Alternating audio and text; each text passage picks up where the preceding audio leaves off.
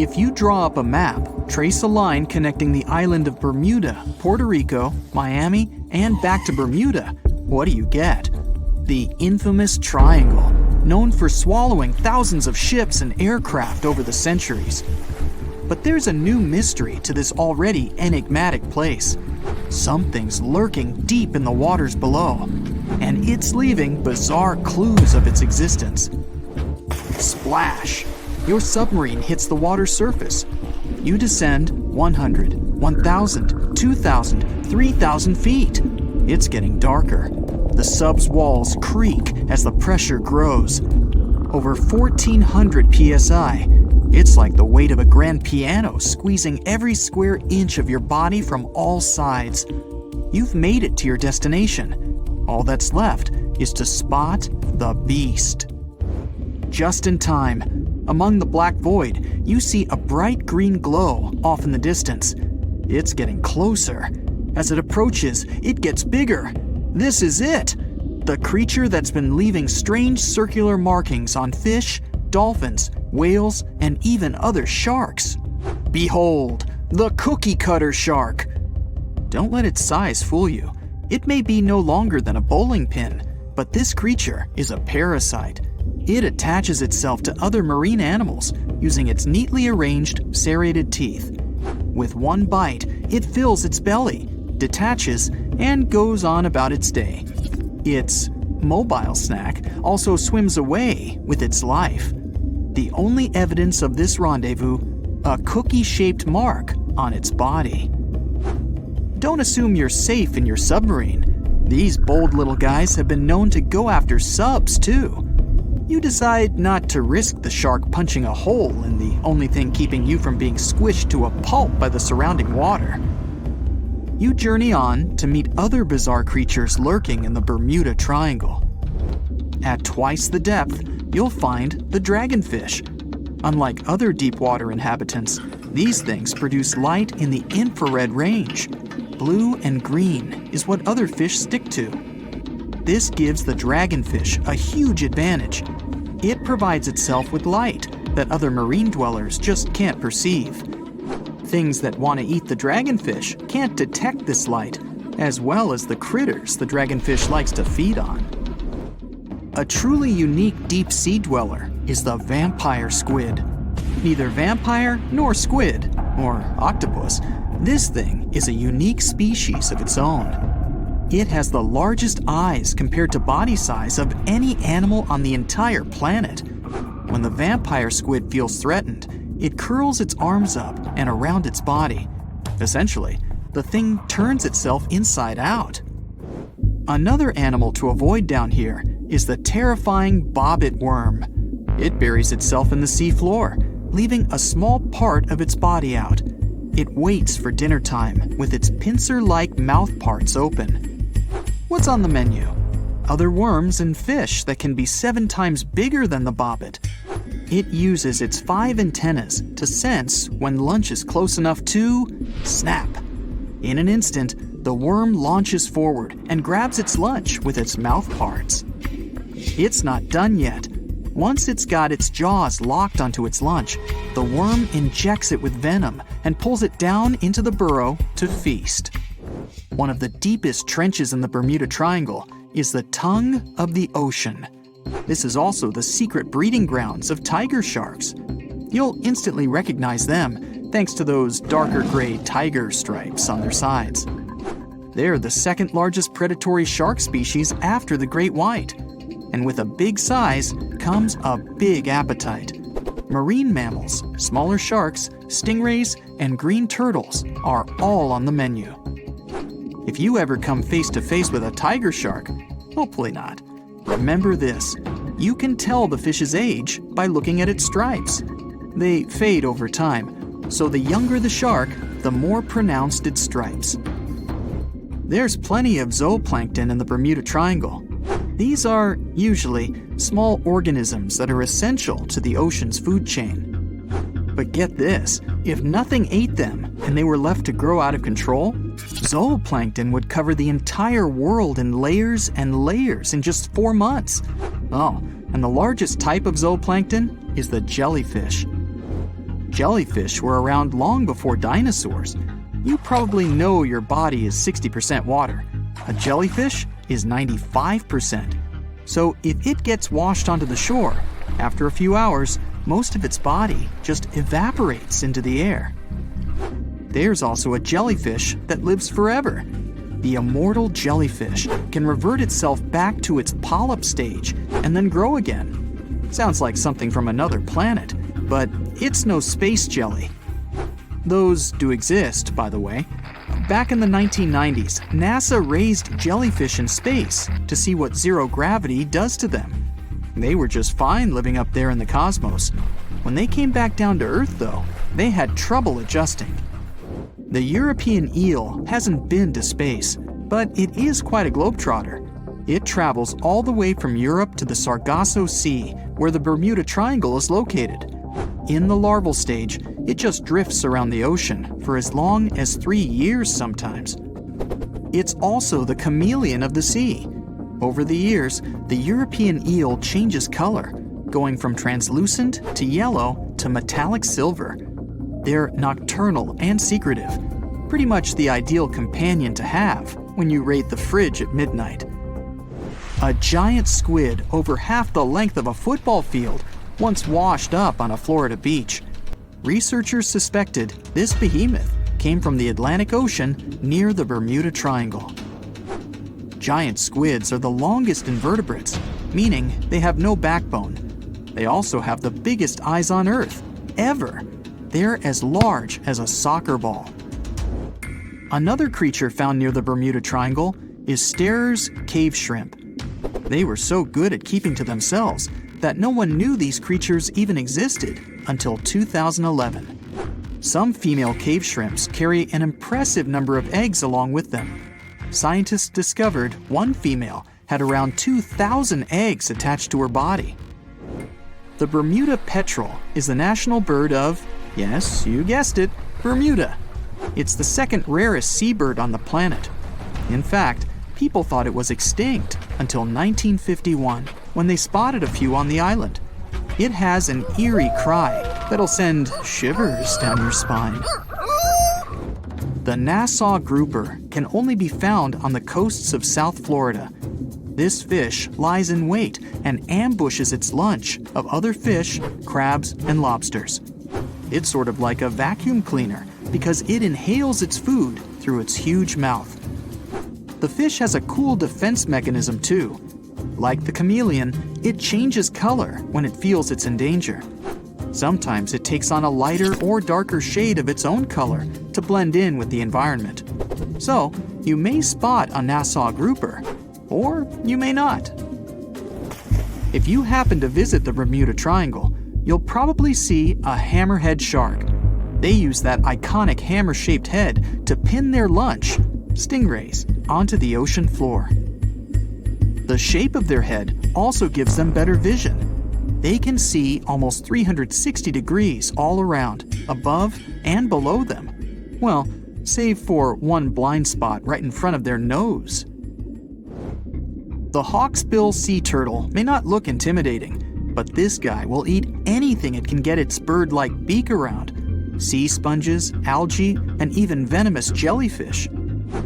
A lot of the stuff on their menu is inedible for most, but their body fat can absorb the venom and toxins, so they go unscathed. The Bermuda Triangle is also home to green glowworms. They're not really worms, but larvae. They produce that bright light from an organ near their tail.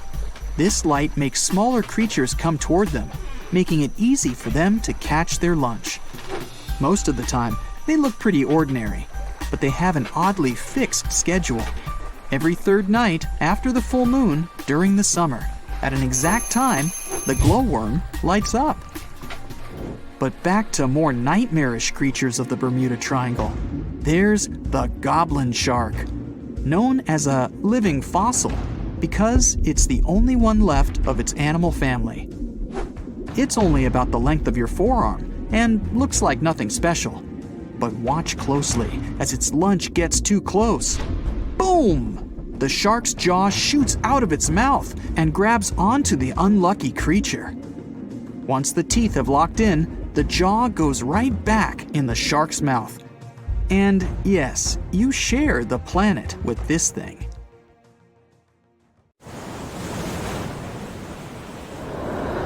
The Kraken is a colossal squid, a legendary sea monster, the biggest hunk of calamari you ever saw. And if this monster had existed, the world would have changed beyond recognition. The Kraken has powerful tentacles, solid muscles with suckers at the end. They're just impossible to escape. The Kraken can break a ship in half or just pull it down into the depths. But the worst thing about the Kraken is its size. According to old sailor stories, the Kraken reached 5,000 feet in length. That's almost 10 soccer fields. Hey, maybe the Kraken could play soccer. The Kraken legend said the monster was so giant that sailors mistook it for a small island. In past centuries, it would have been impossible to defeat such a beast. If the Kraken existed in reality, it might have had offspring. Yeah, in all the world's oceans, there would be giant monsters that could sink any ship. It's unlikely that the Kraken would have competitors in its habitat, so its population would grow strongly. Since the Kraken is enormous, it would need lots of food, so the population of other large sea animals would fall significantly. Blue whales, great white sharks, other giant squids, all the big sea creatures would be endangered. Many people are starving because of the reduction of large fish in the ocean. Urban economies that rely on fishing will be in decline. Prices for small fish around the world are getting more expensive because it's unsafe to fish. To defeat the Kraken, you need powerful weapons, but the monster is tough to catch. The Kraken belongs to the cephalopod genus. This species includes squid and octopus, some of the most intelligent creatures on the planet. The Kraken is a skilled hunter and will never fight in the open. So, what can you do? You can't track the Kraken because it approaches from the depths, not the surface. Though you may be able to tell that the monster is somewhere nearby if a lot of fish surface. When the Kraken swims, it scares all the fish in the vicinity. But it might already be too late. A huge tentacle emerges from the water, resembling a high tower. This tower falls on the deck of the ship, shattering it. The sailors scream and run. The Kraken lands a second blow, and the vessel is almost capsized. Next, the Kraken wraps its giant tentacles around the ship and pulls it to the bottom. Oh boy! What if the sailors managed to detach the ship from the tentacles of this monster? With the help of powerful weapons, the ship's crew strikes back. The Kraken retreats under the water. It's hurt, angry. It seems the battle is over, but here comes the worst. A whirlpool forms beside the ship. Thanks to its considerable weight, when the Kraken dives, it creates a whirlpool behind it. Like a drain in a giant bathtub, this whirlpool sucks the ship down. The battle with the Kraken is lost. Well, that was unfortunate. You might be able to defeat the monster if you can anticipate its attack in advance. But the Kraken can see you and your ship before you can see it. Colossal squids live in deep waters, and they have the largest eyes among all animals. The squid's eye is the size of a dinner plate. Thanks to this, they can see their prey from far away. Similarly, a Kraken would spot the ship much sooner than sonar could pick up the Kraken. It would always have the drop on you. Well, that's not good. Around the world, cargo transportation by ship is declining. Airlines provide the only safe connection between the continents. This will increase air pollution. The most successful enemy of the Kraken is submarines. They travel at great depths and are equipped with powerful echolocators to help detect the Kraken in advance. Subs are well armed too, and the round metal body is not so easy to destroy. A single Kraken may be defeated by a submarine, but what if there are several sea monsters? 3 Kraken can wrap their tentacles around the submarine and drag it deeper into the water where the pressure will destroy their enemy. In other words, they'll have a crush on you.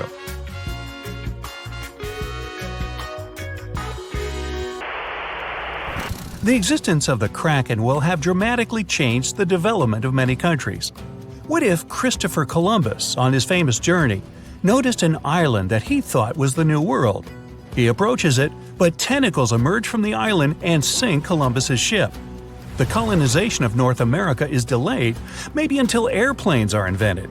And the first crewed flight wasn't until the 20th century. There would be no Hollywood, there would be no hamburgers, no famous American music playing. There wouldn't be YouTube, which means you wouldn't be watching this video right now. Worst of all, the internet wouldn't exist either. And all this because of one stupid monster squid. The Vikings wouldn't sail on their long ships to raid and settle foreign territories. The history of Norway, Sweden, Finland, and other Nordic countries would have changed drastically. Hey, maybe the Titanic wouldn't have hit an iceberg, but a giant sea monster instead. Though it's unlikely that people would take trips on huge ocean liners in a world where the Kraken exists. Maybe though, the Kraken isn't all that aggressive. Still, they need a lot of food, and because of the growing population of these monsters, there will be much less food in the ocean. Therefore, the Kraken will increasingly come to the surface for hunting. In the future, the Kraken will migrate closer to the shore. In many countries, people then are not allowed to swim in the ocean.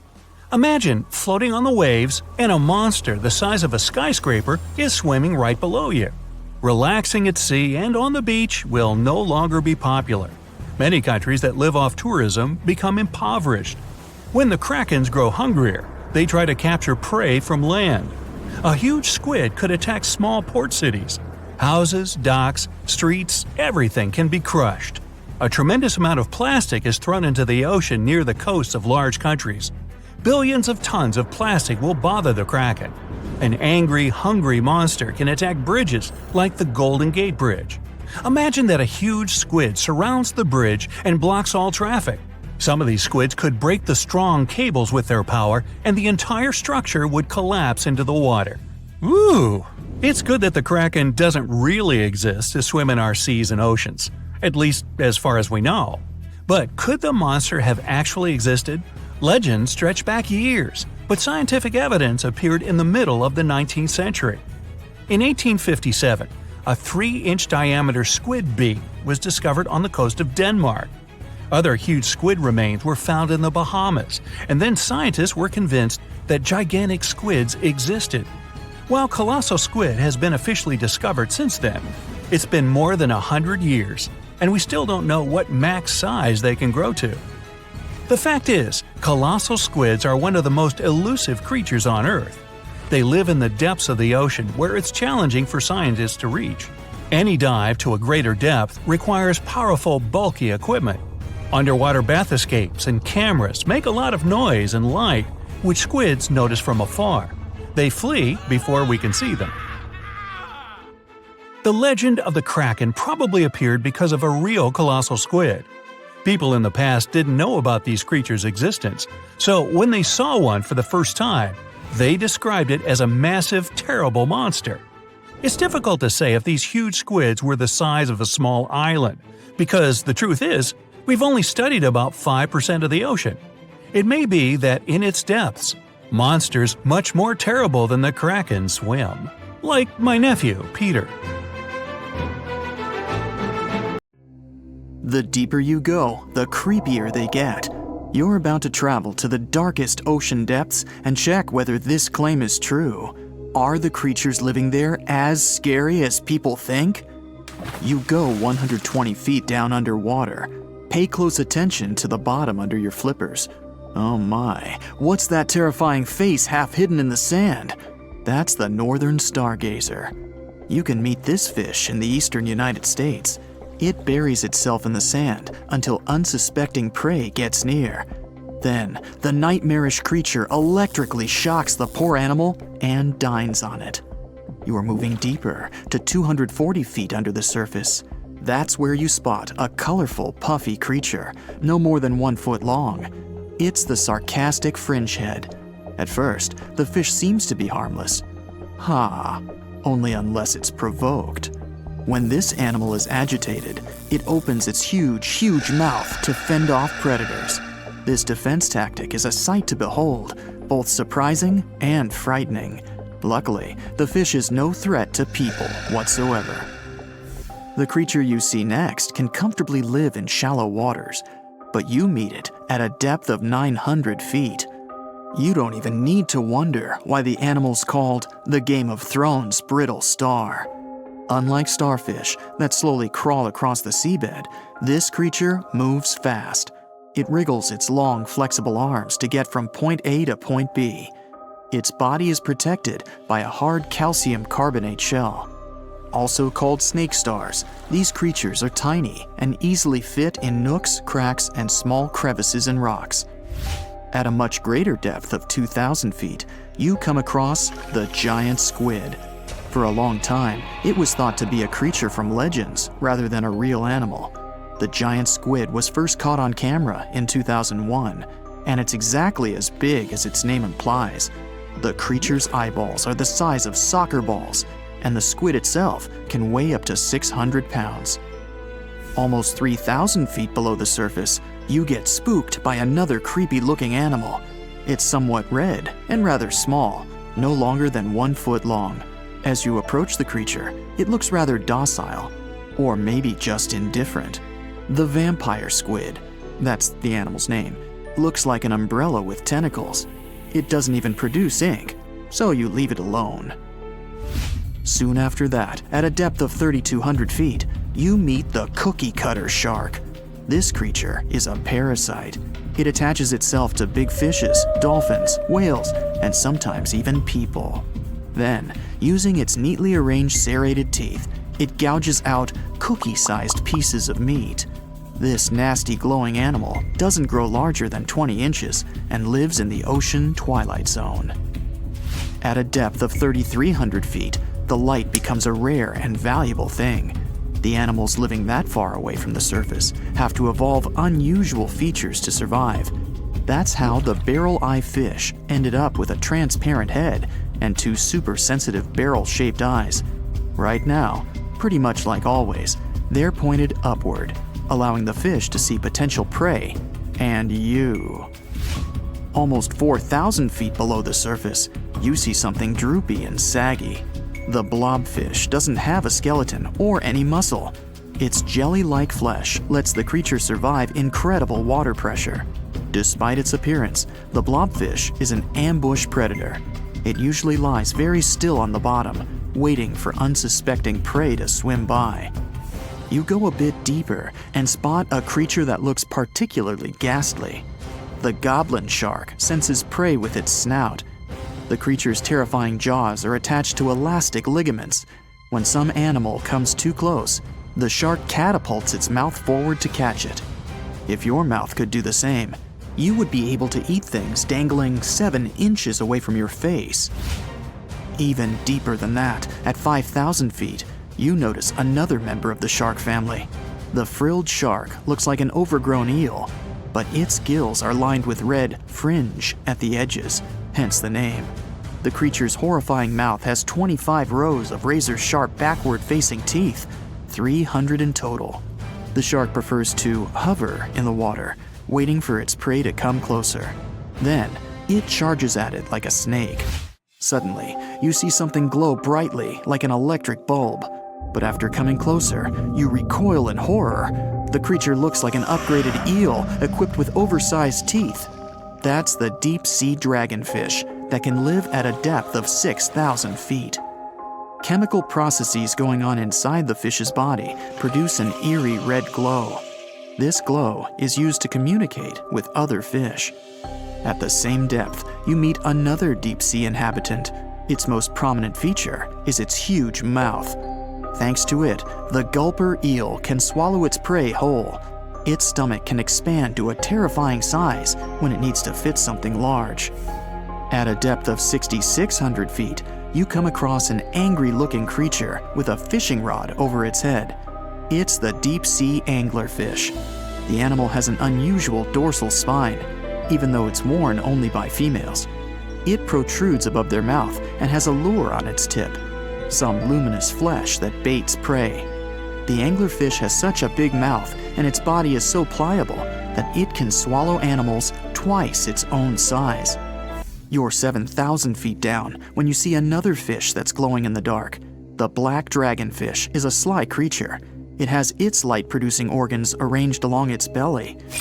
The spooky creature also has gleaming flashlights next to its eyes. They help the animal find prey and attract potential mates. At the same depth, you also spot an enormous pill bug. But unlike the critter you can find in your garden, this one is at least 20 inches long. That's the giant isopod, and it is, indeed, related to the roly-poly, as well as crabs and shrimps. These creatures may look somewhat scary, but they're harmless. They feast on other deep-sea animals only after those have passed away. At a depth of 13,000 feet, you notice the ocean floor has become a bit fluffy.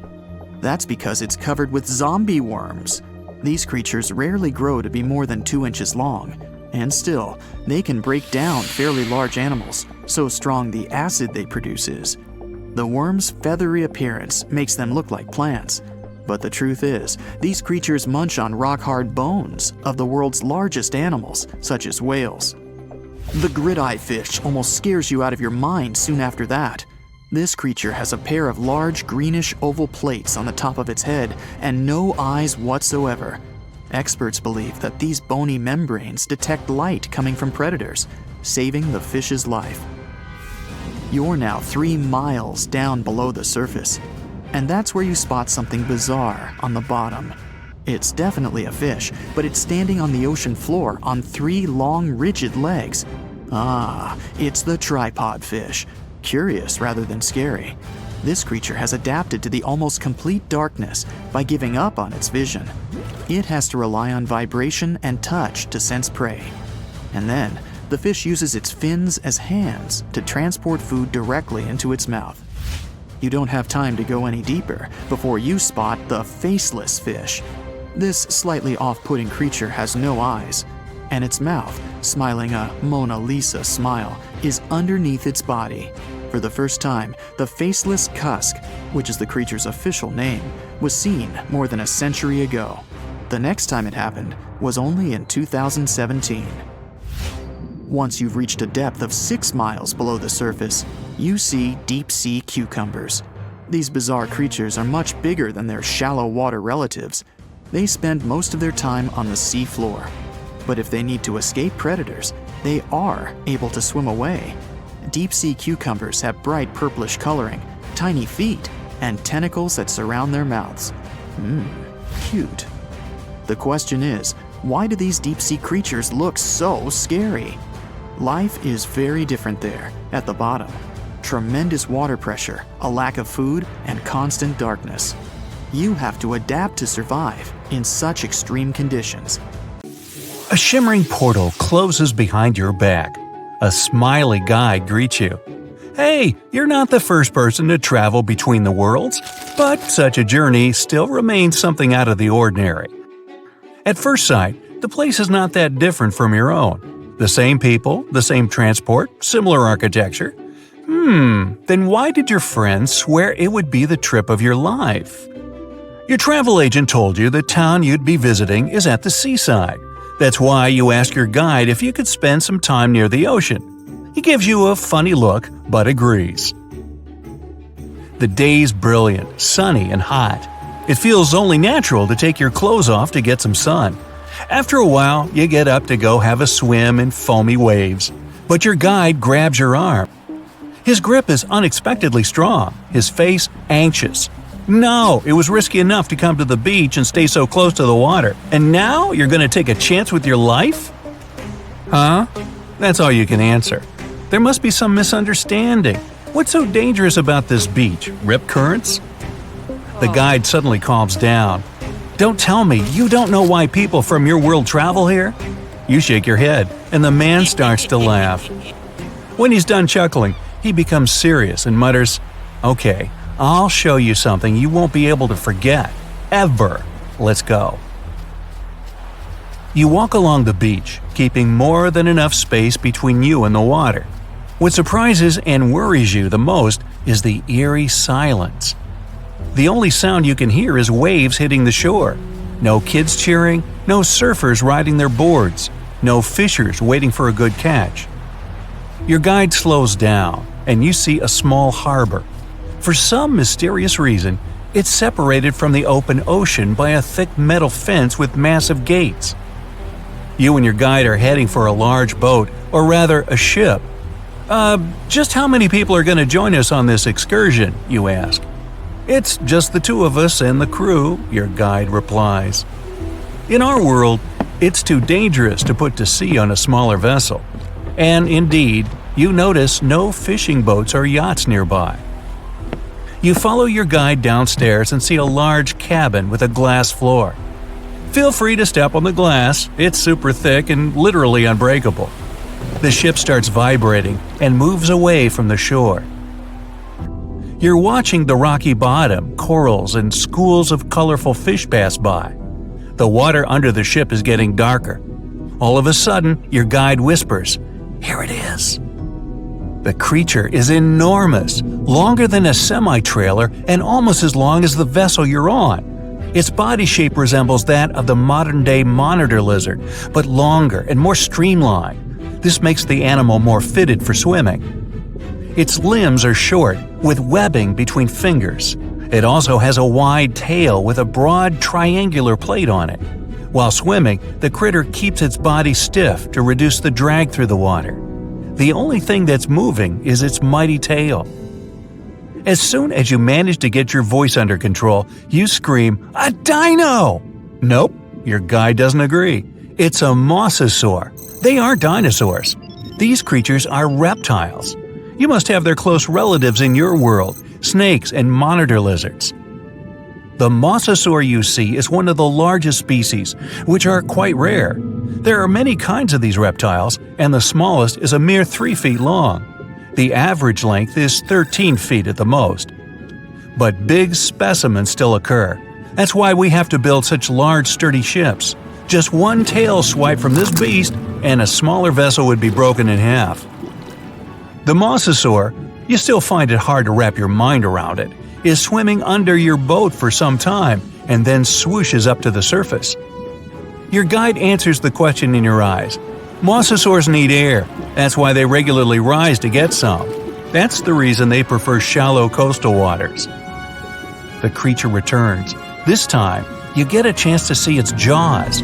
Each is completed with 2 extra rows of triangular teeth. Behind them, you spot its tongue, and wait, is it really forked? All in all, the creature's mouth looks like one of a snake, including the teeth. They're also curved backward not to let prey slip away. Your guide chooses this moment to start telling you about the awesome creature. Yeah, Mosasaurus evolved around 100 million years ago, but 34 million years later something went wrong, and they didn't disappear like it happened in your world. That's why now our oceans are very different from yours. Fish and mammals in our oceans have developed special traits that allow them to avoid mosasaurs. Plus, thanks to this reptile, we have a much greater diversity of marine species. You notice your mosasaur dashing up and to the left. When it returns, there's something that looks suspiciously like a bird in its jaws. Noticing your surprise, the guide explains mosasaurs eat pretty much anything, from fish and mollusks to seabirds and turtles. Suddenly, your guide screams, scaring you out of your wits. There, can you see it? Honestly speaking, at first you see nothing. But after straining your eyes, you spot 2 huge shadows circling each other. Your guide is brimming with excitement. You can't imagine how lucky we are! I've been doing this job for 15 years, but I've never seen a mosasaur fighting with a megalodon. For a moment, your mind stops functioning. Has he just said there are megalodons in his world? And then you see it. A giant animal is coming closer. It's almost 60 feet long, bigger than the whale shark, the largest of all the shark species in your world. Your guide keeps blabbing. Both of these creatures are top predators. Mosasaurs are usually a bit smaller than megalodons, but this one's huge. As the sea monsters get closer, you manage to get a better look at the meg. Its jaws can open for almost 10 feet and are littered with 5 rows of sharp serrated teeth. They're built in such a way so that they don't crack even after hitting bone. The meg is an ambush hunter, continues your guide. It probably wanted to take the mosasaur by surprise by attacking it from below, but this attempt failed. Now the predators are moving in circles, likely sizing each other up. They look rather angry and hungry. the mosasaurs tried to get closer to the shark's tail or fins. The creature understands there's no way it could bite through the Meg's bulky sides. The shark chooses another tactic. It's aiming for the mosasaur's long midsection. The critters start circling faster, getting closer to each other. The mosasaur keeps changing its pace from slow, almost lazy movements to nervous bursts of speed once it sees the Meg approaching. The shark is swimming in a steady way, watching the opponent with its piercing black eyes. You can't help but think it's pretty obvious which animal's going to be the winner. The mosasaur's jaws are suited for small prey, like fish. Its jaws wouldn't be able to open wide enough to get around the Meg. Because even though both creatures are of the same length, the Meg's body is much more massive. Its jaws are also more powerful, designed to deal with whales and other large marine animals. Plus, the mosasaur's body isn't efficient for high-speed swimming. It gives the shark another advantage. In a flash, the Meg twists its body and rushes at the mosasaur. Its maneuver is not to let the enemy get an upper hand by striking from below. The two powerful creatures clash each other. You see the mosasaur try to maneuver out of the Meg's way, but to no avail. You're clenching your fists, silently sending your support to the mosasaur, and then a sudden jerk, and you find yourself on the floor. "Go, go, go!" your guide's shouting at the skipper. It turns out the animals got so engrossed in their confrontation that they didn't notice the vessel and crashed into its side. Now it's crucial to get as far away from them as possible. If these huge creatures decide the ship is their common enemy, they may cooperate to attack it. Luckily for you, the beasts don't realize the thing they collided with is actually a container with food. The boat is getting further and further away, and you can only guess the outcome of the battle. Too soon for your liking, you reach the shore. The guide, who still looks thoroughly stunned, drives you back to the portal. You, similarly awed, thank him and step through the shimmering veil. You're clutching at a mosasaur tooth in your hand. It's the skipper's gift to you, the only reminder about the incredible world where mosasaurs are still roaming the oceans. Well, hey there! We dive back in time and into the oceans over 500 million years ago, just, because we can. Whoa! Watch out! It's not megalodon or giant sea reptiles you need to look out for here. It's a bizarre, unearthly-looking creature called Anomalocaris. The name means unlike any other shrimp, and I think you'll agree, it looks like a nightmarish cross between a shrimp and a modern-day centipede. 2 tentacles protruding from its face, each lined with razor-sharp teeth. Oh yeah, and this thing was about the size of your leg. With a wave-like movement of the flaps on each side of its body, it was graceful for a terrifying creature. It was also more advanced than any other life on this planet at the time. Especially those huge eyes. You have only one lens in each of yours. This giant shrimp had 16,000. That's 4 times more than a common housefly. And you know how good their vision is, good enough to dodge that swatter every time. All this allowed Annie to become one of the first animals on this planet to feed on others. Yep, here it is, Earth's first hunter. Its favorite meal? Trilobites. Hey, try a bite. Those are the ancient ancestors of crabs. Some of their fossils have marks on them in the same shape as the monster shrimp's mouthparts. Terrors of the past like this got to be so giant thanks to more oxygen in the atmosphere. A perfect example of this, Meganeuropsis. Imagine a dragonfly. Now make it as big as a cat, and with a wingspan longer than your arm. Megan, the monster-sized dragonfly, could easily grab other insects or even small animals, and she ruled the air with quick movements. Back then, there were still no large birds or other airborne enemies for this behemoth bug, so it was safe and free to grow as large as this planet would allow. Piranhas of the past were also jumbo-sized. Mega piranha was about 3 times the size of the river terrors we have today. Its bite force was about the same as a tiger's, and those striped kitties bite down 2 times harder than lions. That means it probably not only dined on other fish and any land creatures that, got too close to the water, but it could also easily crunch down on large turtles and other unlucky shelled creatures. And fun fact, modern-day piranhas bark like dogs when they're about to enter a confrontation. It actually sounds more like a frog's ribbit. But makes you wonder, what did this mega-sized ancient cousin sound like? A bear roaring? How about giant sea scorpions the size of your bed? Go back about 460 million years, and you'd see them swimming under you. And watch out for that tail. Scientists still don't know if these creatures could use it to inject venom like your standard land scorpion, but something tells me I wouldn't want that thing anywhere near me. Then there's this guy, Therizinosaurus. Terry looks sort of like a goose with long arms. Oh, and did I mention this goose dino is about 2 stories tall and longer than a bus? Yow! Its arms make the T-Rexes look even more bite-sized, each 8 feet long, almost triple the length of T-Rexes. And on the end, razor-sharp claws the size of your whole arm. Now, don't worry about those lengthy claws too much, though. Terry probably used them to cut through giant termite nests. So, this huge reptilian goose was more interested in eating bugs and plants. Another mega monster for you, Megatherium. The giant ground sloth could look a giraffe straight in the eye and weighed as much as a hippo. It moved mainly on its hind legs and used its massive tail as support. He had huge paws with colossal knife-sized claws. The sloth could use them to defend itself from enemies and to bend tree branches in search of food. But the biggest danger to the giant ground sloth wasn't dinosaurs or saber-toothed tigers. It was our own species. Yep, humans showed up just in time to meet this fellow and to, eat him up.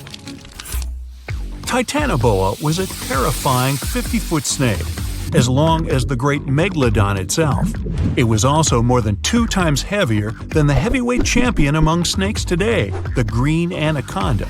Crocodiles were a regular on this serpent's menu. Titanoboa could swim 3 times faster than the fastest Olympic swimmer our species has ever seen. It was quicker and more dangerous in the water than outside it. And don't forget the boa part of its name. This massive snake wasn't venomous.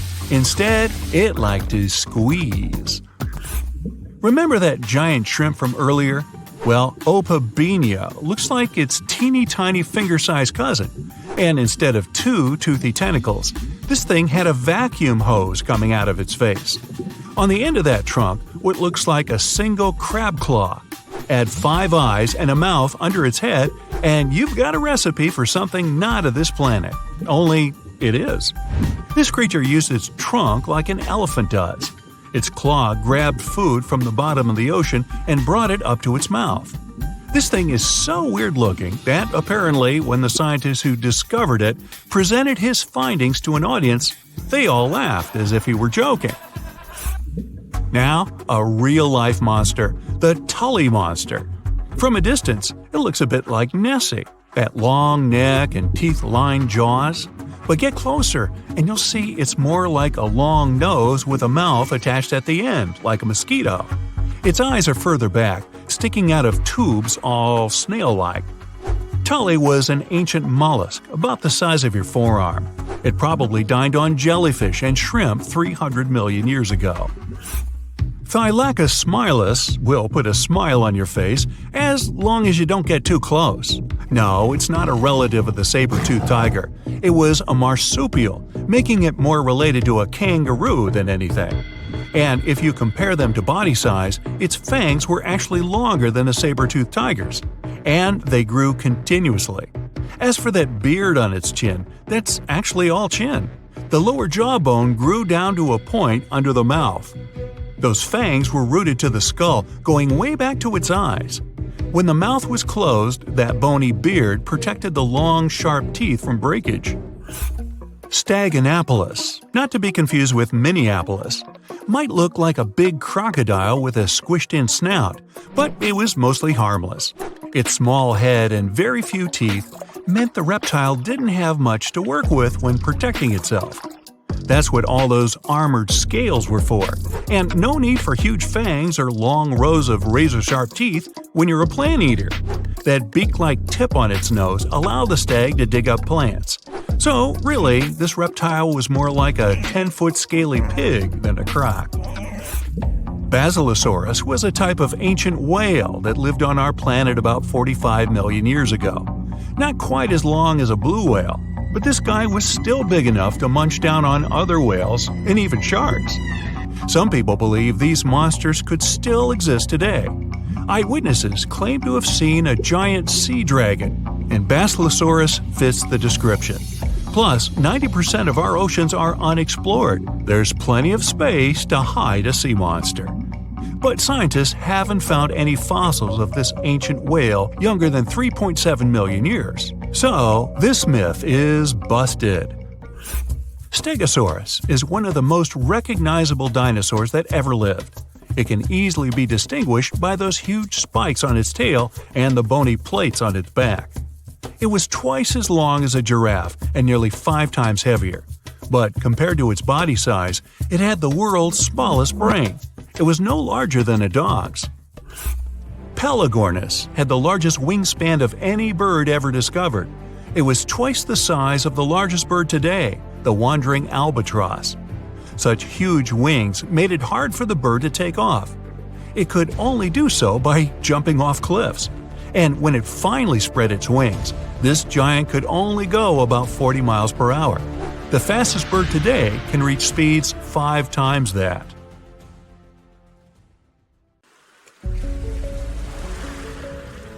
Hey, don't freak out. Those red waters you see aren't blood oceans. It's just a natural occurrence called the red tide. Red tides often happen in Florida, especially in the West Florida shelf, and they can stick around for weeks or even months. They're basically caused by an increase in algae levels, hence the color. Those algae produce toxins that can be harmful to marine life. They can also be bad news for us humans, causing symptoms like upset stomach and urgent bathroom trips, if you're picking up what I'm putting down. Volcanoes are super scary, but there's nothing scarier than getting taken out by a pyroclastic flow. These fiery flows move crazy fast and reach insane temperatures, like hotter than your oven on a pizza night.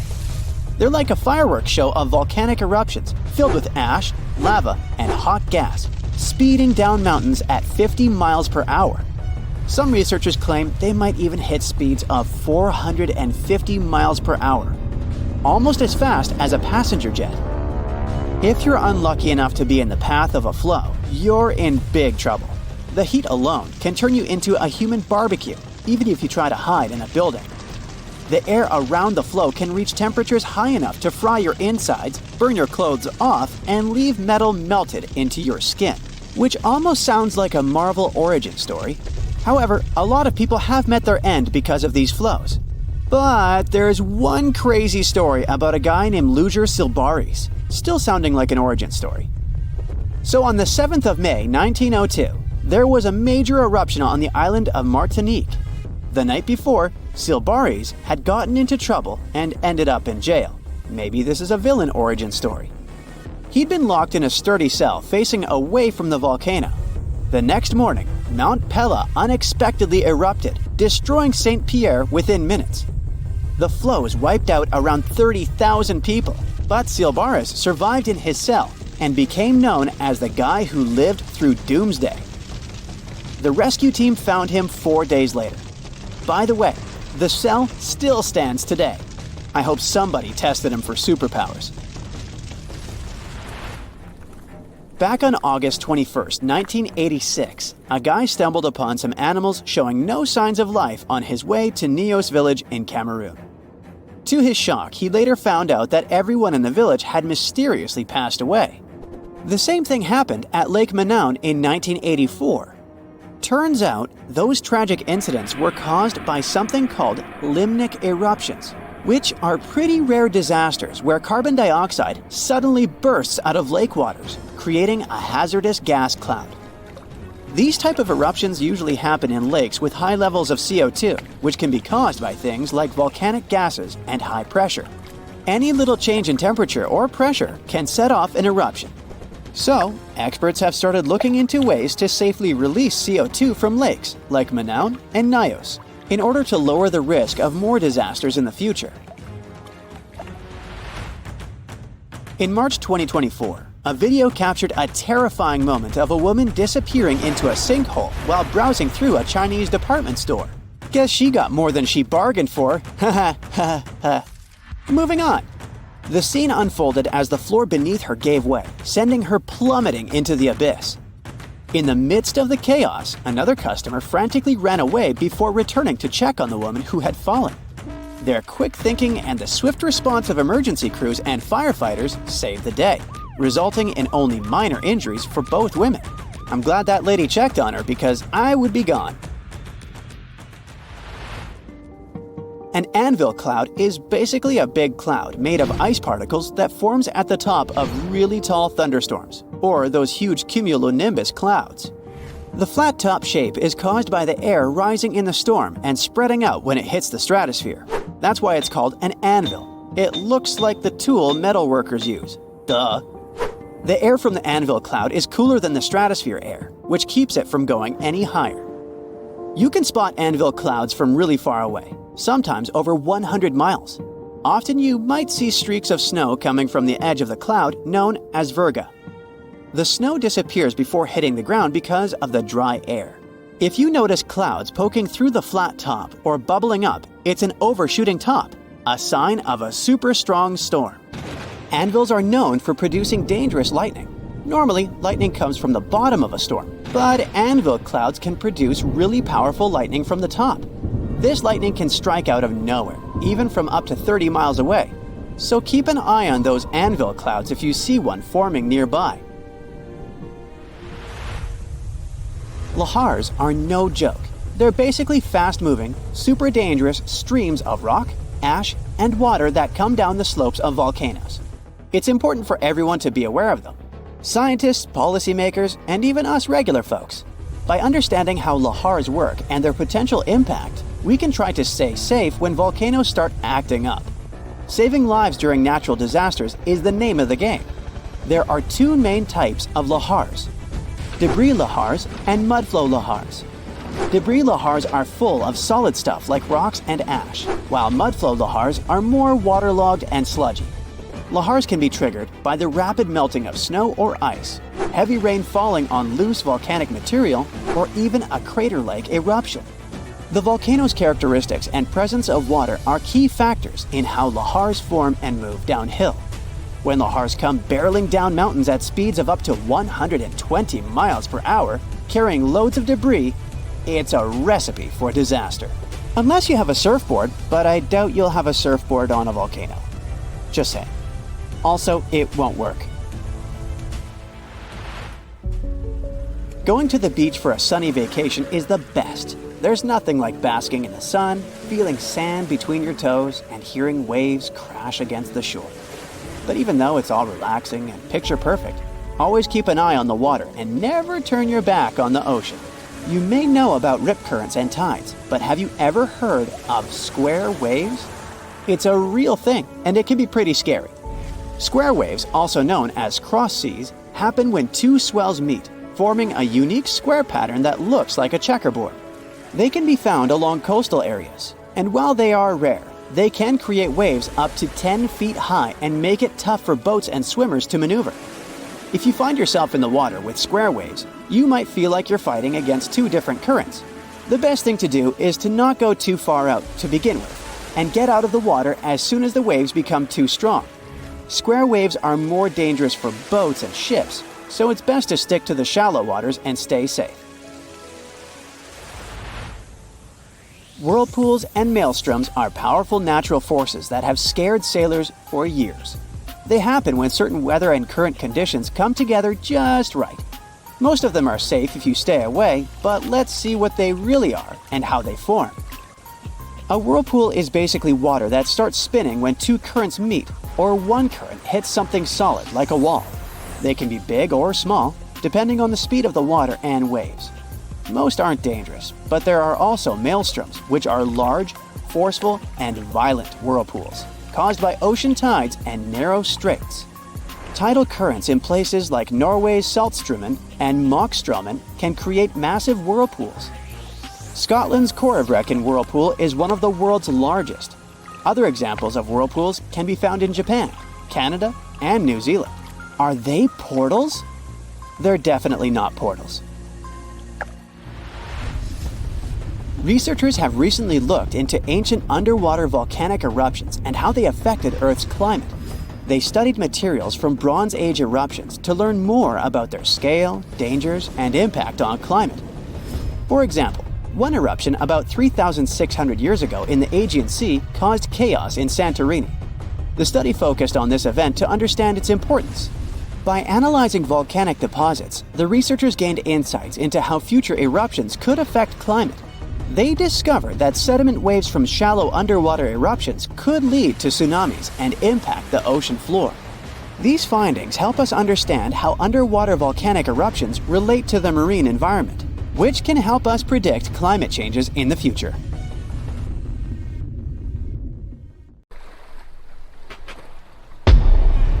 Many terrifying animals live deep beyond the waves, like this vampire squid living 3,000 feet below the surface in almost complete darkness. This animal has a cloak like a vampire's. That's why it's called the vampire squid. Deep down at the bottom, it can't use ink to defend itself. So this animal has developed an unusual tactic. It glows slightly to scare away predators. If this tactic fails, the vampire squid can turn its body inside out, revealing tiny spikes. When you translate its scientific name, Vampiroteuthis infernalis, it literally means vampire squid from the nether. Despite its terrifying looks, it's a harmless ocean animal. This previous creature was not from space, but this object definitely is. Before Elon Musk found a way to reuse rockets, NASA would simply drop old ones after launching astronauts into space, most of the time in the ocean or deserts. In 2012, Jeff Bezos launched a mission to find the Apollo 11 rocket. They found it by using sonar, but it was in terrible condition. It was sitting on the bottom of the ocean, not far from the predicted site. They were able to rescue the engine and reconstruct two of them. The most famous lost city is Atlantis, but sadly, we still haven't discovered it. However, Heraklion was also just a myth until one British pilot saw something that looked like a city while flying over the Mediterranean Sea. He reported it, and 60 years later, a group of divers went there. They were shocked when they found an entire city underwater. It was loaded with artifacts that could tell us a lot about the history of the place. Now it's one of the best underwater archaeological sites in the world. It's believed that the rising sea caused the whole city to go underwater. The Titanic sank in 1912. The wreck was claimed to be officially discovered 74 years later. In reality, though, a fisherman found the Titanic 8 years earlier while fishing in the Atlantic Ocean. He was pulling out his net when he spotted a head stuck in it. Luckily, it was just a doll's head. Years later, after the fisher had passed away, his son sold the doll to a doll collector. She did a lot of digging and research on every person who had a porcelain toy on the Titanic. She found the owner of the doll. Ava Hart was on the Titanic and had a doll with her. Ava survived the catastrophe by a miracle, but her toy didn't. Hart even wrote about the doll in her journal, and every detail matched the toy found by the fisherman.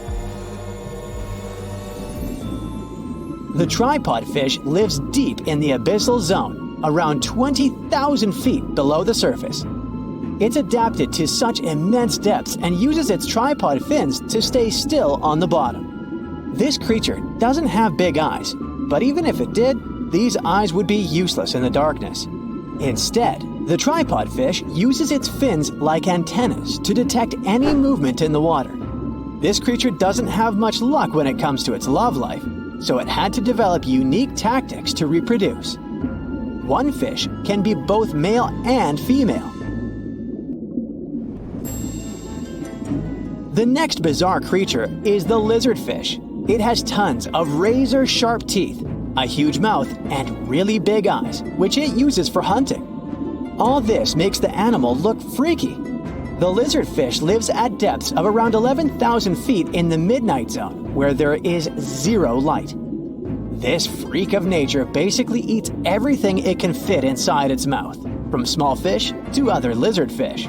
On the other hand, when they see other reptile fish, they probably fall in love instead, because finding mates at those depths is not an easy task.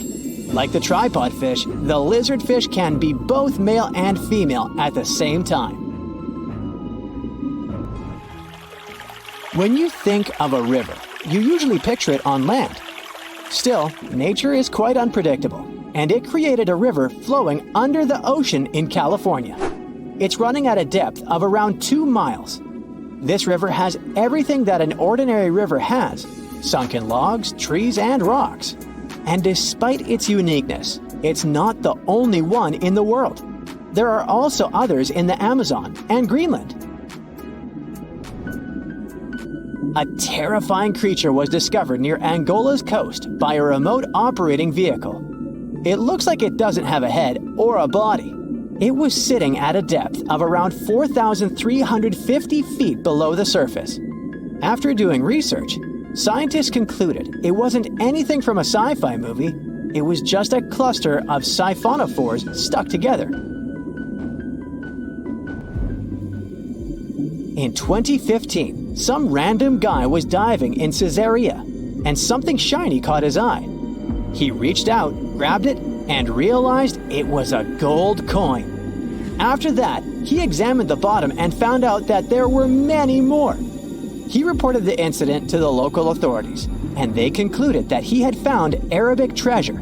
The coins were made of solid 24-karat gold and were a few thousand years old, but due to the perfect salinity and temperature, they looked brand new. The coins belonged to a ship carrying cargo. It was caught up in a storm and unfortunately sank.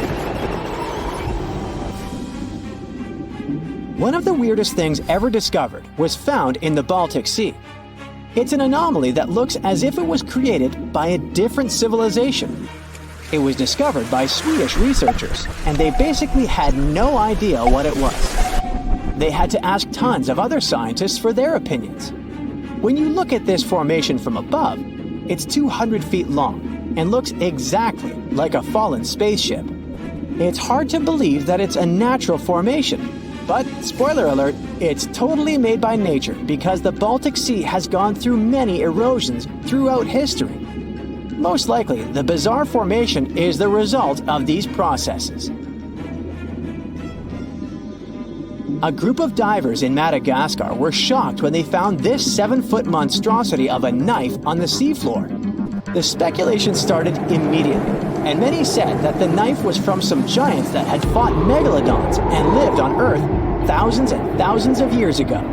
That could make a nice story, but the knife is most likely a movie prop that was lost at sea. One of the ocean's most bizarre animals is the frilled shark. It's believed that this fish is the reason for all those sea serpent stories that sea explorers of the past wrote about. These animals live pretty deep in the ocean, but sometimes they can be seen in shallow waters. It's super rare, but possible. The frilled shark has a big mouth sporting around 300 teeth. It also has a long body that looks like a lizard's, and it is truly a unique species of shark. Its prey can be half of its size because this shark's stomach is like that of a snake, and it can swallow huge fish or crustaceans. Spotting a few worms in your garden is no big deal, but after seeing a 26-foot long one in the ocean, you will make your wetsuit a little wetter. This worm is super rare, and it's completely harmless to humans. It's actually not a giant worm. It's a cluster of zooids that are stuck together in a worm-shaped formation. They usually only eat plankton, bacteria, and other tiny things that can be found in the ocean. Probably the scariest thing in the ocean that is 100% real is the magna pinna, which can be found at crazy depths of 20,000 feet below the surface. This monster looks like an underwater Slender Man, but it's just a squid with really long tentacles that can reach a terrifying size of 8 feet.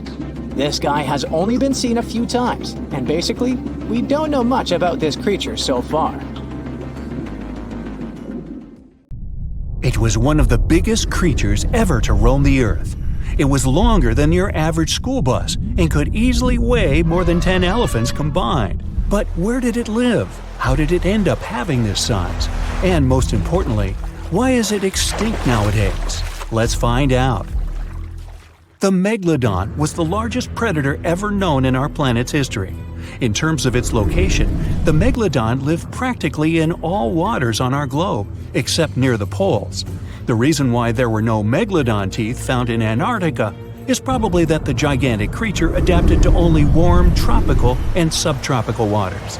The younger ones liked to keep to the shores, while full-grown adults preferred coastal areas, but they could easily move into the open ocean as well.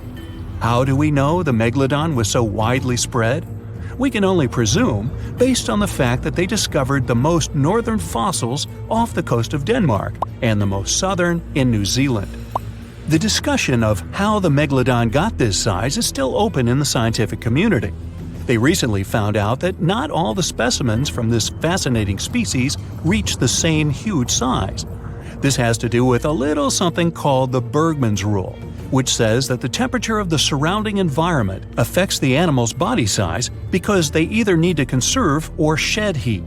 The megalodons that reach cooler waters probably needed more body weight to make sure they survived in low temperatures.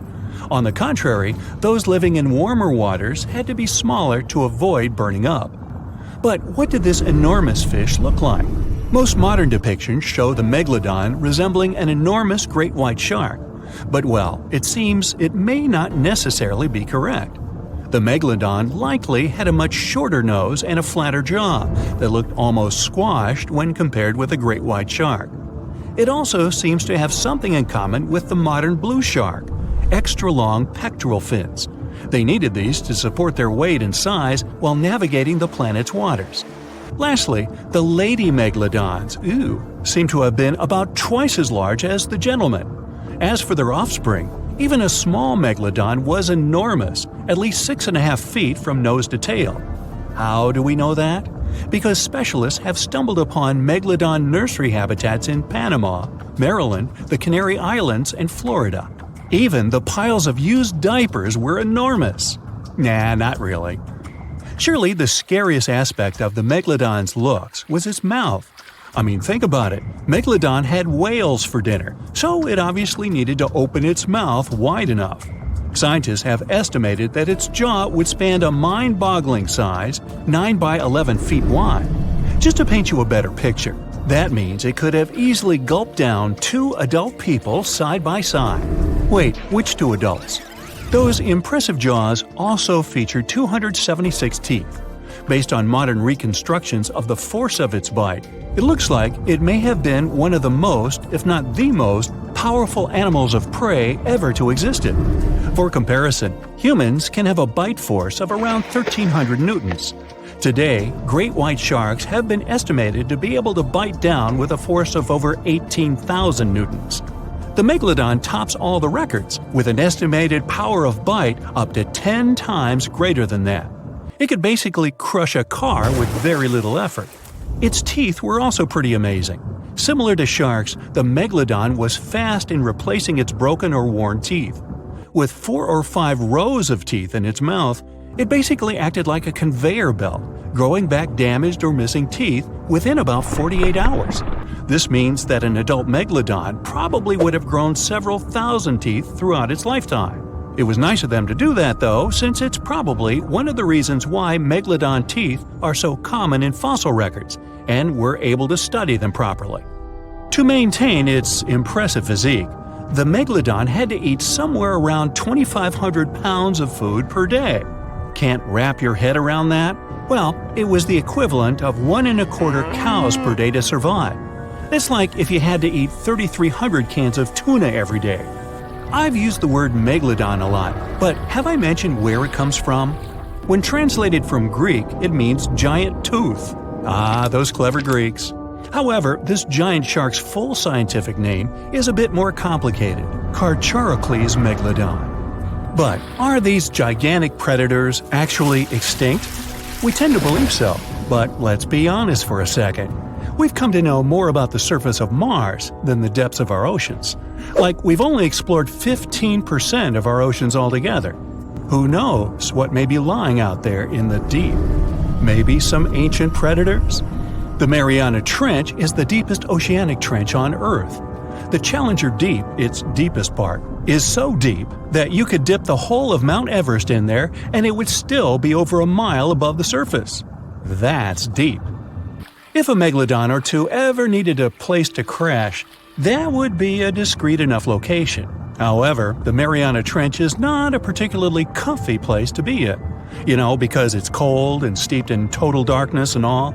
The temperatures here are around 36 degrees Fahrenheit all year round. And to top it all off, the pressure is 1,000 times stronger than at sea level. So it's safe to assume that if any megalodon is hiding in here, its teeth and bones might not be looking so good. Because of the intense pressure here in the Mariana Trench, proteins and calcium start to dissolve and disintegrate. That's why, for example, the Haddell snailfish, the deepest dwelling fish we've discovered, has evolved to feature flexible cartilage instead of bones. To survive here, the megalodon would also need to learn to navigate in complete darkness.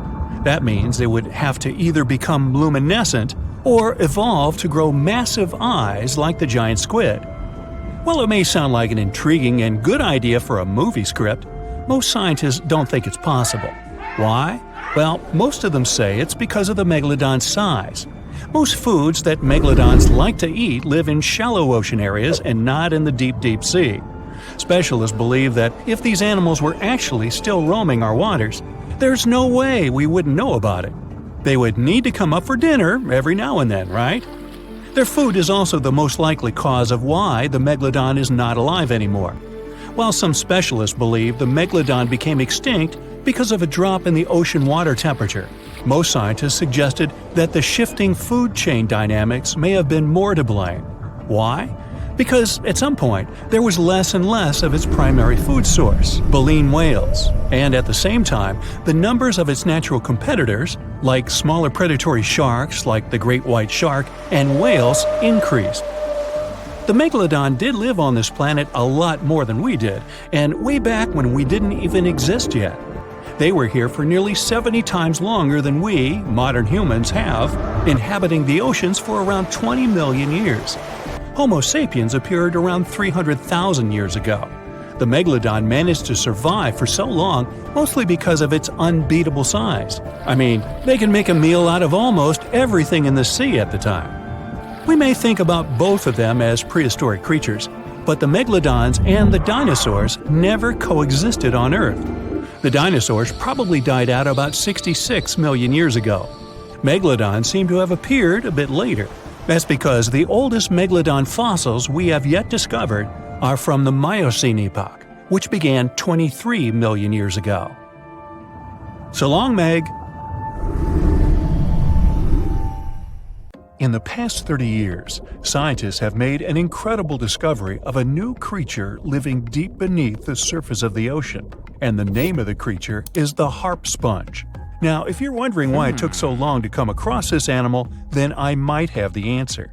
These creatures typically hang out at a depth of roughly 11,100 feet beneath the ocean's waves. This sponge species was first discovered off the coast of California thanks to a robot that was sturdy enough to explore those crazy depths the ocean has to offer. This is no doubt an area of the planet where even the most benign-looking creatures can be potentially dangerous.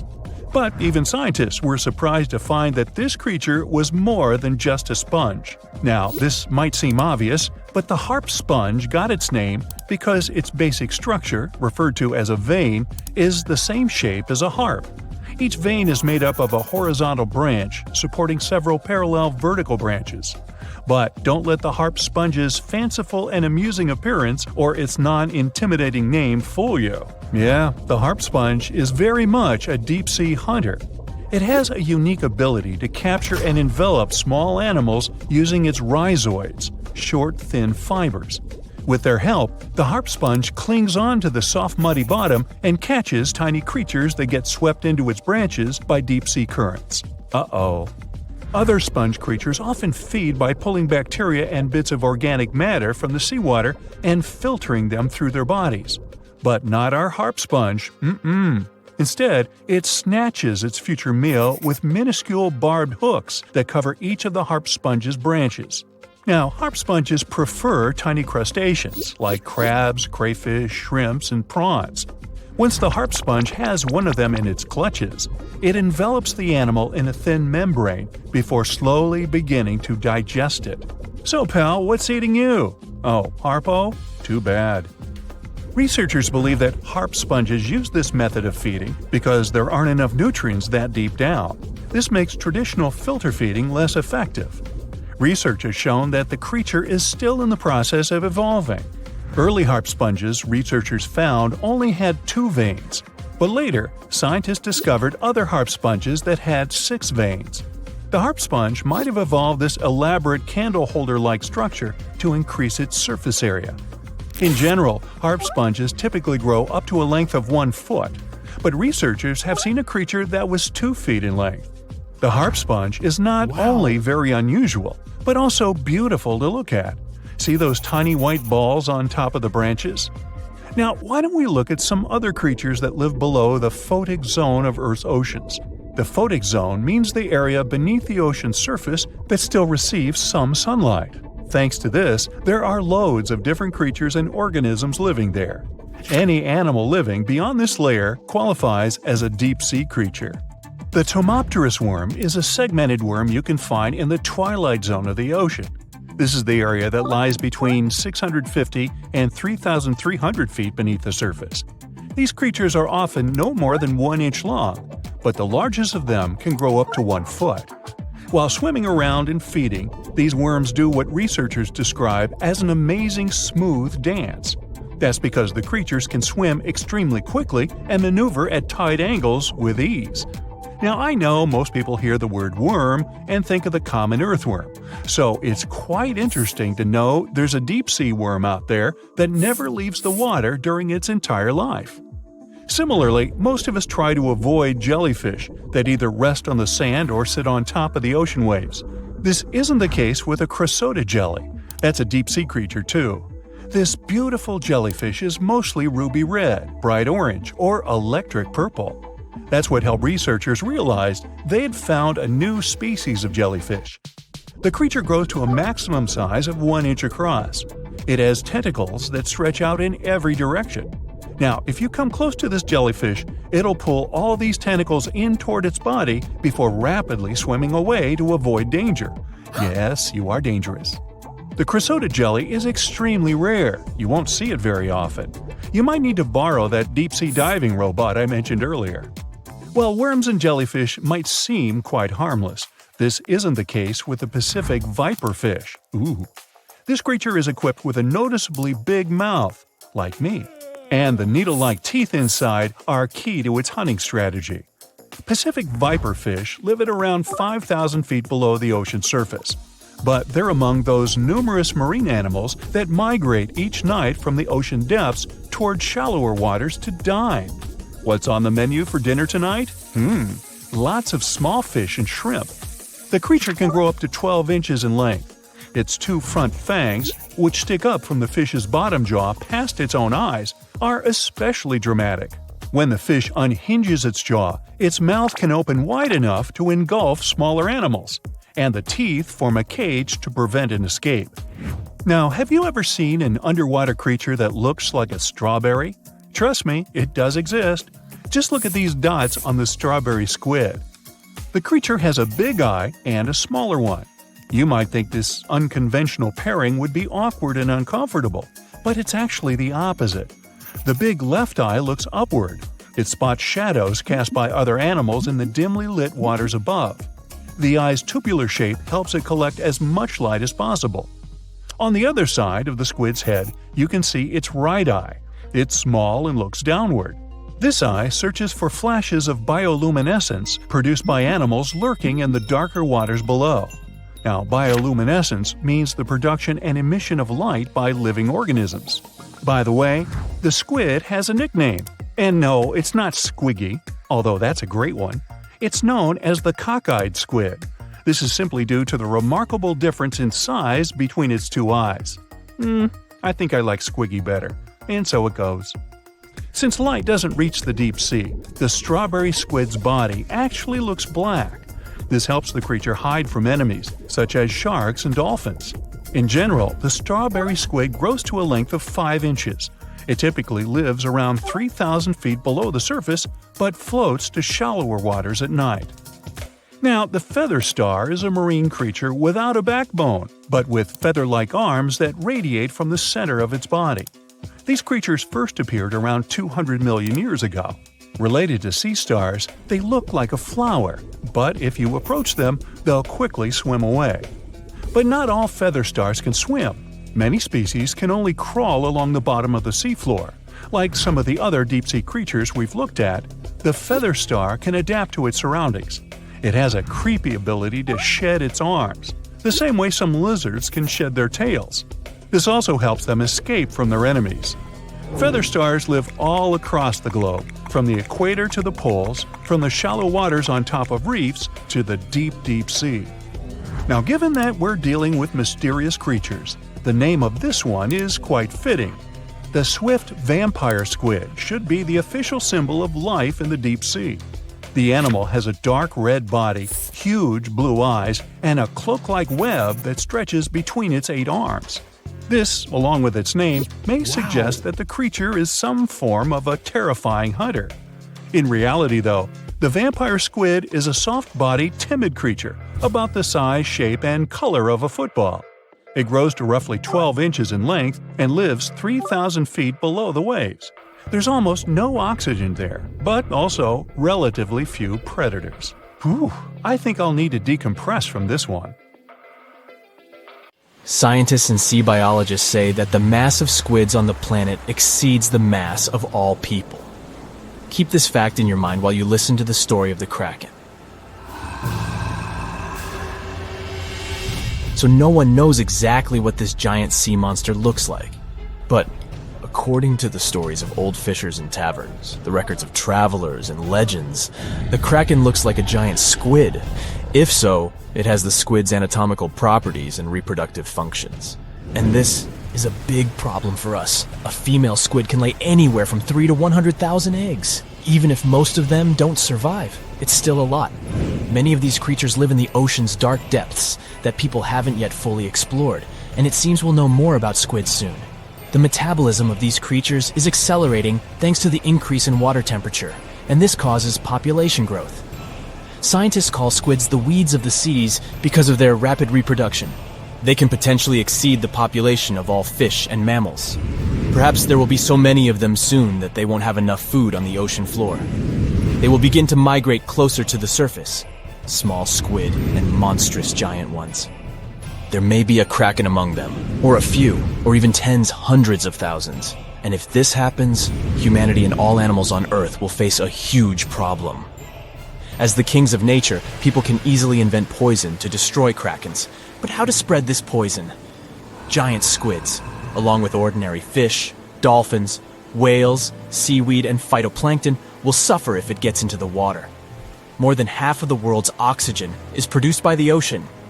And if people spread this poison in the water, they'll risk disrupting the entire planet's ecosystem. The ocean will become lifeless. So, people have to forget about poisoning the water. For a while, we will be helpless against the squid apocalypse. Let's say a couple of billion squids rise to the surface. A couple million of them are Krakens. The first thing these monsters will want to do is get food. Lunch for them can be both shoals of fish and massive whales. And no one can stop them. Even if megalodons existed, they wouldn't be able to resist the giant tentacles and strong beaks of Krakens. The fish population in the ocean has declined. This means that people can't go fishing anymore. We can catch fish in lakes, rivers, and seas, but it's not enough. Seafood has become very expensive all over the world. A fish tank with goldfish is a luxury. Of course, humans learn to catch giant squids, which solves the problem of hunger in some areas. The profession of a squid catcher is becoming prestigious all over the world. This kind of fishing is dangerous and requires a lot of strength and courage. The second problem is sea travel. Every day, people transport millions of tons of cargo across the ocean. Huge businesses and economies of entire countries work thanks to such transportation.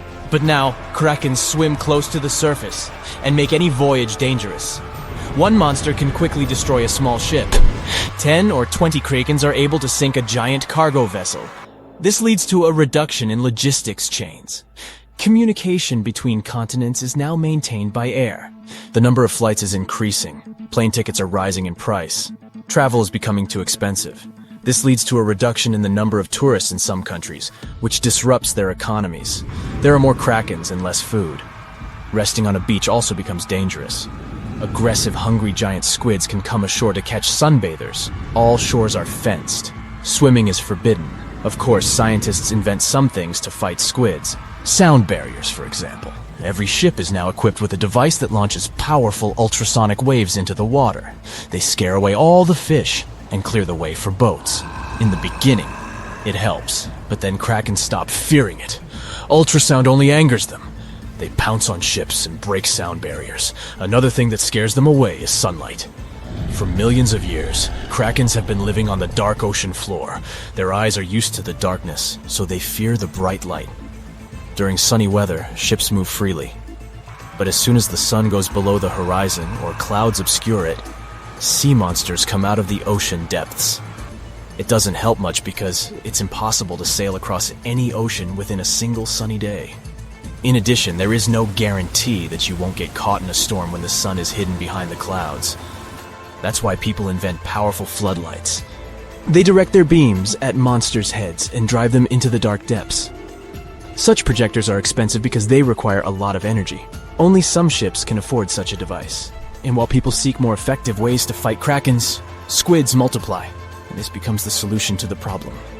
The ocean is running out of fish. Food is not available on land. Like a snake devouring its tail, squids start fighting with one another. The water foams, and squids cling to each other with tentacles. Big Krakens defeat smaller monsters. Their population is shrinking. A few giant squids the size of the Eiffel Tower survive after long battles. And when the fight is over, little squids come into play. Billions of cephalopods pounce on giant Krakens. They are like flies clinging from all sides. Giant monsters can't fight them. Great, the problem with voyages is solved. Large ships can set sail, but it's still dangerous for people to swim in the sea since tiny monsters are still hungry. Logistics chains have been restored, but fish are still scarce in the ocean. Squids, like parasites, don't allow other creatures to dominate, and here, scientists come to help fish. Let's go back to our reality for a second. There's such a thing as a gene drive. It's a substance that changes the genetic code of living creatures. For example, scientists have implemented a gene drive in mosquitoes that cause malaria. Biologists changed the genome of these insects, so some female mosquitoes became infertile. Then these females spread the gene throughout the mosquito colony. As a result, more insects that couldn't conceive appeared. They continued to spread the gene, and this went on until the population reduced significantly. A gene drive is a low-cost way to get rid of invasive species of insects or rodents. Thus, scientists can control the population of entire species. But such actions can be dangerous. If some animal disappears, it can disrupt the whole ecosystem and lead to the disappearance of other animals. In the case of mosquitoes, nature didn't suffer much. So scientists use a gene drive against squid. But why couldn't they do it from the very beginning? Ordinary squids didn't pose a threat, and their average life expectancy is from 3 to 5 years. If scientists had launched a gene drive, then in 7 years all small squids would have disappeared. But it wouldn't have worked with Krakens. According to myths and legends, one such monster can live for several hundred years. Now, when small squids have solved the problem with large ones, a gene drive comes into play. It takes several years to get rid of the squid. The ocean ecosystem begins to recover. People take fish and marine mammals from seas and rivers and transfer them to the ocean. The population of whales, sharks, octopuses, salmon, and hundreds of thousands of other species is growing. But then another threat awakens in the depths of the ocean.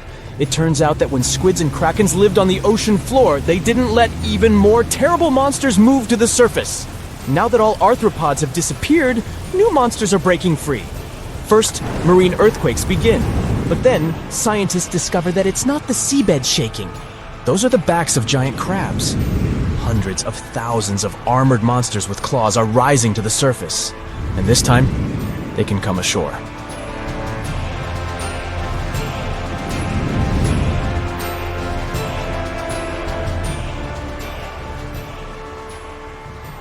The first thing you feel is some heaviness around your body, as if you're sleeping under a soft but weighted blanket. It feels nice, and you're too lazy to do anything. Fortunately, you gather enough strength to move the blanket. You open your eyes, and it's weird. You're surrounded by some blue glow. You want to rub your eyes and discover that you have tentacles instead of hands. How about skipping the part where you're terrified and can't believe you've turned into the Kraken? After a couple of days of existential horror, panic, and total madness, you finally calm down. Now, let's figure out what it's like to be the most terrifying ocean monster. So, that heavy blanket is water pressure. It's colossal at the depth where you're hiding. Few living beings can withstand it. Take a passenger car down there, and it will burst apart under the heavy weight of the water. But you're the Kraken. You're more powerful than any car. Your body doesn't collapse in such conditions. Your thick elastic skin can withstand any pressure, and strong muscles allow you to move freely here. And here's the thing with the blue glow. You're so deep down that sunlight almost doesn't penetrate here. It's hard to tell where's up and down because of the water pressure. But fortunately, you have huge eyes that, like the lenses of a telescope, catch the light coming from the surface. An ordinary person can't see anything except darkness at this depth. But you have something like a night vision device built into your eyes, so you see this blue glow. There's almost nothing at this depth. It's only endless, heavy emptiness. You can see a few fish and several wrecks of sunken ships. The sea creatures you meet here are pretty unusual. These are anglers and all sorts of transparent squid. Come to think of it, giant squid are your only friends here, and you're like a king to them. In general, hanging out close to the ocean floor is pretty boring. You sleep and eat, that's all. It would be best if you swam higher to get more snacks. You rise, and the water around you becomes brighter. More and more sunlight reaches this place, and you finally meet other inhabitants of the ocean. Turtles, sharks, jellyfish, octopuses, and stingrays dart away as soon as they notice you. All of them except jellyfish. They don't care. You look for a place to eat and notice a shoal of fish. Great, here's lunch. After you've eaten, you stay there, scaring fish and dolphins just for fun. You like the way you can control your tentacles. You have 10 of them. It's impossible to put into words what you feel, but imagine that the fingers on your hands have become huge, like pool cues. And it's incredible. You can extend your tentacles to be as long as a passenger Boeing. Also, you have suction cups on them. You can grab anything so tightly that no creature will slip away from you. Thanks to the tentacles, you swim fast. First, you move them in different directions, then press them together, propelling yourself forward. Strong streams of water that you create push all the fish aside. You notice a blue whale. It's the largest mammal in the world. But next to you, it looks like a puppy. So, you swim, eat, scare fish and other marine creatures, and that's it. Your life is kind of boring. And how long will it last? 100 years? 1,000? You want to have some fun. So you swim up to the surface and get almost blinded by bright sunlight. You try to get used to it. The water is quiet. There's no wind. You look around and notice a tiny dot ahead. Wow, it's a large wooden fishing ship with sails. Finally, you'll have some fun. You can't wait to see people and tell them about yourself. So you're happily swimming toward it. But if someone was watching you, you'd probably look pretty scary. You get stuck in a fishing net. It's thin, so you easily tear it apart and rise to the surface. The people on the deck are terrified. They scream and run in different directions. Hey guys, where are you going? I just want to hang out with you. They seem so small. Fishers throw harpoons and axes at you, but you don't feel any pain. You put one tentacle on the wooden deck and accidentally break it. The whole ship is fragile, like a matchbox. Okay, it's better not to touch it. You turn around and accidentally flip the ship over. All the people that were on board are now in the water. Fortunately, you have enough tentacles to save them all. You catch every fisher and see the horror in their eyes. Someone even faints. You put the ship back on the water and help the people return to the deck. Then you push the boat away and swim toward land. But you decide not to show yourself to people on the shore. Those sailors you saved will tell everyone how they survived meeting a giant monster. Everyone will talk about how terrible you are, but no one will mention that you also saved them. How unfair. You return to the ocean depths and fall asleep. Some strange sounds wake you up.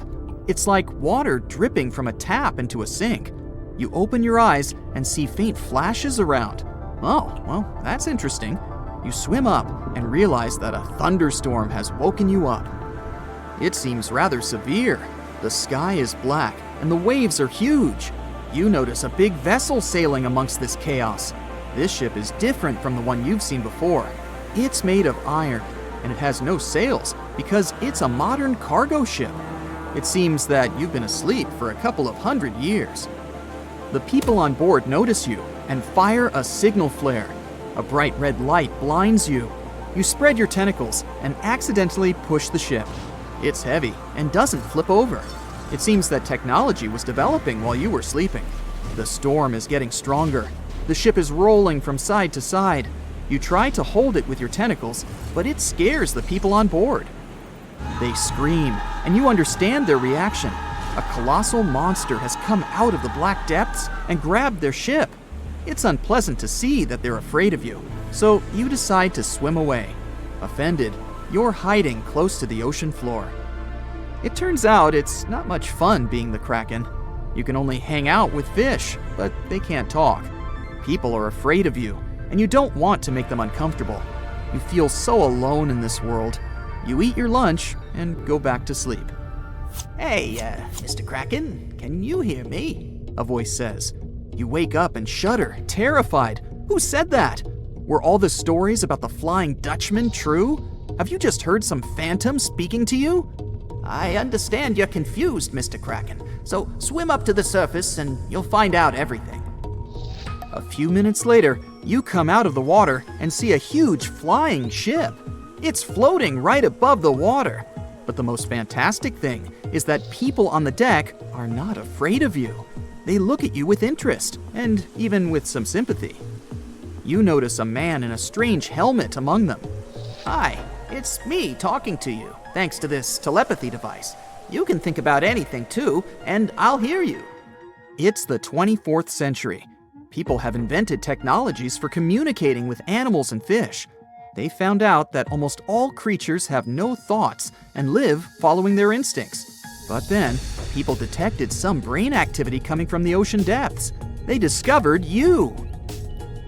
You seem to be one of the most intelligent beings on the planet, and people are very interested in communicating with you. Finally, the centuries of your loneliness are over.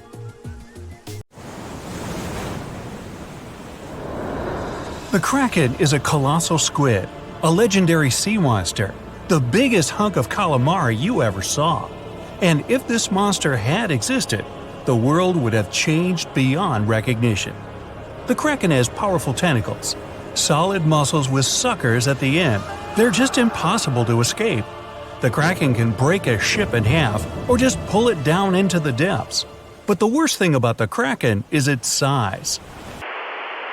According to old sailor stories, the Kraken reached 5,000 feet in length. That's almost 10 soccer fields. Hey, maybe the Kraken could play soccer.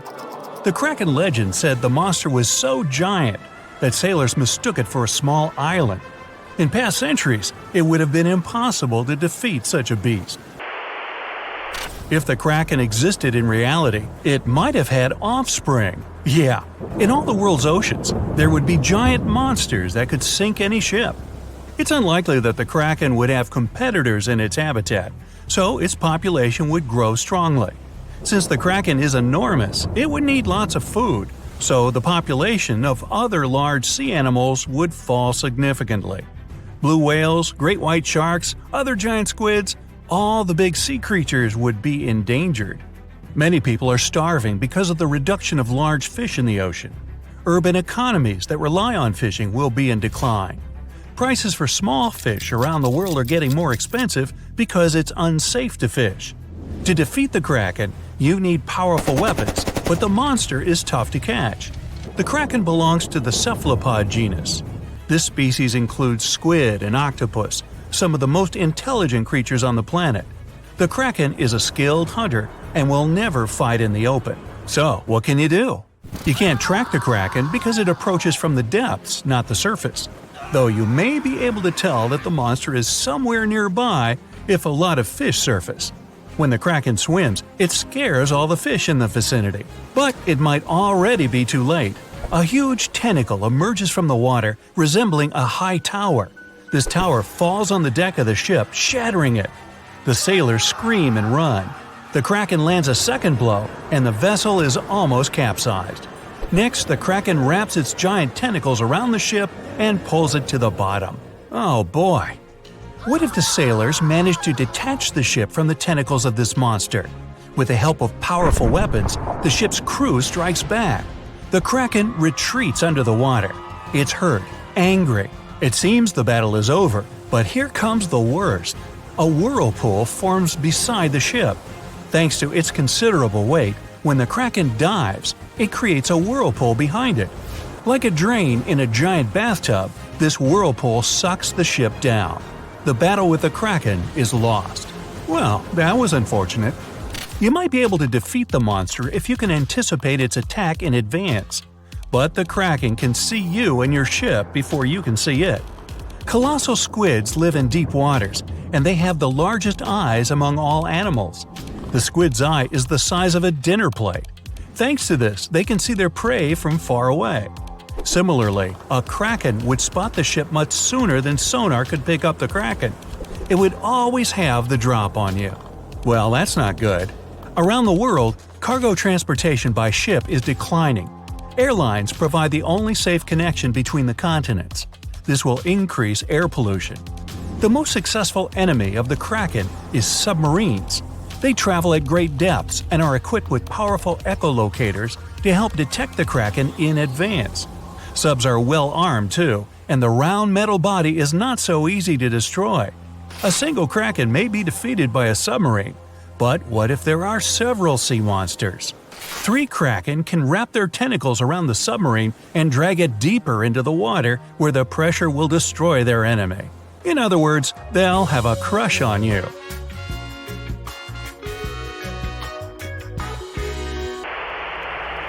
The existence of the Kraken will have dramatically changed the development of many countries. What if Christopher Columbus, on his famous journey, noticed an island that he thought was the New World? He approaches it, but tentacles emerge from the island and sink Columbus's ship. The colonization of North America is delayed, maybe until airplanes are invented, and the first crewed flight wasn't until the 20th century. There would be no Hollywood. There would be no hamburgers, no famous American music playing. There wouldn't be YouTube, which means you wouldn't be watching this video right now. Worst of all, the internet wouldn't exist either. And all this because of one stupid monster squid. The Vikings wouldn't sail on their long ships to raid and settle foreign territories. The history of Norway, Sweden, Finland, and other Nordic countries would have changed drastically. Hey, maybe the Titanic wouldn't have hit an iceberg, but a giant sea monster instead. Though, it's unlikely that people would take trips on huge ocean liners in a world where the Kraken exists. Maybe though, the Kraken isn't all that aggressive. Still, they need a lot of food, and because of the growing population of these monsters, there will be much less food in the ocean. Therefore, the Kraken will increasingly come to the surface for hunting. In the future, the Kraken will migrate closer to the shore. In many countries, people then are not allowed to swim in the ocean. Imagine floating on the waves and a monster the size of a skyscraper is swimming right below you. Relaxing at sea and on the beach will no longer be popular. Many countries that live off tourism become impoverished. When the Krakens grow hungrier, they try to capture prey from land. A huge squid could attack small port cities. Houses, docks, streets, everything can be crushed. A tremendous amount of plastic is thrown into the ocean near the coasts of large countries. Billions of tons of plastic will bother the Kraken. An angry, hungry monster can attack bridges like the Golden Gate Bridge. Imagine that a huge squid surrounds the bridge and blocks all traffic. Some of these squids could break the strong cables with their power, and the entire structure would collapse into the water. Ooh! It's good that the Kraken doesn't really exist to swim in our seas and oceans, at least as far as we know. But could the monster have actually existed? Legends stretch back years, but scientific evidence appeared in the middle of the 19th century. In 1857, a 3-inch diameter squid beak was discovered on the coast of Denmark. Other huge squid remains were found in the Bahamas, and then scientists were convinced that gigantic squids existed. While colossal squid has been officially discovered since then, it's been more than 100 years, and we still don't know what max size they can grow to. The fact is, colossal squids are one of the most elusive creatures on Earth. They live in the depths of the ocean where it's challenging for scientists to reach. Any dive to a greater depth requires powerful, bulky equipment. Underwater bath escapes and cameras make a lot of noise and light, which squids notice from afar. They flee before we can see them. The legend of the Kraken probably appeared because of a real colossal squid.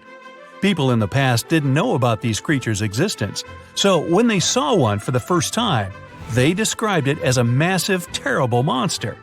It's difficult to say if these huge squids were the size of a small island, because the truth is, we've only studied about 5% of the ocean. It may be that in its depths, monsters much more terrible than the Kraken swim. Like my nephew, Peter. It was just a couple of hours before midnight. Some of the 2,200 passengers of a large, luxurious ocean liner were still partying in the beautiful first-class lounges. The rest were asleep in their beds, some of them in spacious cabins filled with paintings and decorated with ornate carvings, others in tiny rooms below sea level. All of these people had only one thing in common. On that chilly April night, all of them were heading from Southampton in England to New York City. The ship was called the Titanic, and at that time, it was considered unsinkable. At the very beginning of the journey, the liner nearly collided with the steamship New York. Luckily, the Titanic managed to pass by the other vessel with several feet to spare. A common sigh of relief escaped the passengers crowding the liner's decks. Little did they know what was awaiting them in the near future. Several days later, when the ship was already in the North Atlantic Ocean, 370 miles away from Newfoundland, the unthinkable happened. At about 11:40 p.m. on April 14th, those who were still awake were knocked over by some mysterious and powerful force. Passengers who were already in their beds got catapulted to the floor. Screams and total confusion. Months before the disaster struck, a ginormous chunk of ice had broken away from a glacier in southwest Greenland. It was made of the snow that had fallen about 100,000 years ago, when mammoths were still roaming the planet. When the iceberg just started its journey, it was a huge thing, almost 1,700 feet long. It also weighed 75 million tons. But then it floated much further to the south than normal, right into the area the Titanic had to cross on its way to North America. Even after melting into the water for months, the iceberg still weighed an impressive 1.5 million tons. Its top part was towering over the water for almost 100 feet. Even so, it looked harmless next to the massive ocean liner, but only at first glance. What people saw was just a tiny part of a jumbo piece of ice. The largest part of any iceberg is hidden under the surface, with a mere 1/10 visible above the water. The Titanic iceberg wasn't an exception. The moment the ship collided with it, the vessel was doomed. Unable to divert its course, it crashed into the ice, rupturing at least 5 of its hull compartments. They immediately started to fill with water, which then flooded each succeeding compartment. The front of the ship started to sink. This raised the back part almost vertically into the air, and then, with a deafening roar, the liner broke in half. The rest is history. But what if what we know about the disaster is not true? What if the ship hadn't been wrecked by an iceberg? What if it had been something more treacherous and way more alive that sank the Titanic? Far, far beneath the surface, in the ocean's dim, dark depths, a shadow lurks. Imagine an enormous creature, round, flat, and full of arms, or rather, powerful tentacles. It resembles a giant squid or octopus, but much, much bigger. Its descriptions go from as long as 10 ships to 1.5 miles long. Rumor has it unlucky sailors sometimes mistake the sea monster for an island, but instead of stepping on dry land, they're dragged down into the ocean. These people meet the Kraken, a legendary creature feared by everyone who sets off on a sea voyage. Usually, the Kraken haunts the seas off the coast of Norway through Iceland and all the way to Greenland. Who knows what has brought the beast further away from home? The waters of the North Atlantic are just as chilly, and the creature feels good and curious. Once it notices the Titanic, the ship has no chances to escape its attention. It's dark. That's why those on the ocean liner don't notice the first alarm bells. The water around the ship starts to bubble. If you strain your ears, you can hear bizarre gurgling sounds. If you strain your eyes, you can see thousands of fish and jellyfish rising to the surface. They feel something's up down below. But even if someone on the Titanic noticed this hectic activity, they wouldn't have time to get out of the way of the horrifying beast. Its enormous size and super long and strong tentacles turn it into a predator you can't escape. A 9-year-old boy standing on the deck knows nothing about the sea monster. He's just watching countless small islands rising out of the sea, very, very slowly. The kid doesn't understand why, but all the blood in his body suddenly runs cold. Hundreds of tiny fish are leaping about in the pools between these sandbanks, but soon they roll off into the water over the sides of the ginormous something. Several sharp points appear above the surface. The intrigued boy thinks they look like horns. They keep growing, thicker and thicker, the higher they rise. Soon they're towering over the massive Titanic, dwarfing the ship. These horns are the Kraken's dreaded arms. The boy is paralyzed by fear, but then he spots the monster's eye. It's as big as an elephant. It makes the kid come to his senses and dash away, screaming like there's no tomorrow. The boy's shouting attracts people. They gather along the ship's side, trying to spot what scared the child so much. And then they see. First one, then more and more passengers and crew members lean over the railing to get a better look. They aren't being careless, they're just in shock. Indeed, it's hard to believe your eyes when they tell you a dreaded beast is about to attack the ship you're on. Plus, it's dark, and no one can see clearly what that huge shadow is. But the next several minutes prove it's not a mirage. All of a sudden, the creature rises one of its monstrous arms and stretches it toward the vessel. It might very well be longer than the liner's entire hull. Women start screaming and fainting. Men seem to be just as terrified. Those who have managed to keep their heads clear sweep up kids and run for shelter. That's when the first powerful hit shakes the vessel. The Kraken's had enough waiting. It's ready for action. Panic engulfs people on board the Titanic. Running around aimlessly and screaming, they create chaos that makes the beast even more interested.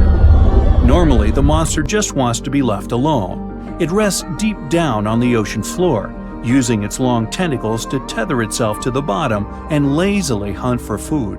It only rises to the surface when the weather's unusually warm, or when it gets disturbed. The Titanic is probably too massive and loud. It draws the creature out of its slumber. When the beast gets to the surface and sees a large, glistening boat, wow, the thing mesmerizes the creature. It holds out one of its tentacles to touch the unusual construction. The material is hard, and the beast wonders if the thing will break when squeezed. Without wasting much time, it wraps several arms around the ship and tries to squish it. Tiny creatures fussing around, falling overboard, and making annoying high-pitched noises start to irritate the Kraken. It's getting angry. Easing its grip, the monster circles the Titanic several times, getting ready for the next attack. This time, the strike is much stronger. It bends the metal and makes it brittle. One more movement of a deft tentacle, and the ship starts to fill with water. The Kraken retreats, as if to enjoy the results of its efforts. But then, it notices the ship trying to speed up in futile attempts to put some distance between itself and the monster. People on board the Titanic heave a sigh of relief. The beast is nowhere in sight. Little do they know that the Kraken never lets its toys get away. The ship is beginning to slow down. Its rear part is slowly lifting up, and the front is going down underwater. Passengers and crew members are falling over onto the decks. Most of them are too scared to make a sound. That's why everything's happening in almost complete eerie silence. Until the ship breaks into two parts under its own weight. The crash is so powerful that it scares away even the Kraken. Spooked, the beast dives back into the ocean, which creates a massive boiling whirlpool in that spot. The suction is dragging what's left of the Titanic to the depths of the ocean. The most tragic thing here, though, the Kraken isn't even interested in people on board the ship. This creature is content to munch on fish. It doesn't need bigger prey. It's the animal's curiosity that's now pulling the huge ship down to the bottom. Does the majestic liner have any hope? I think you know the answer.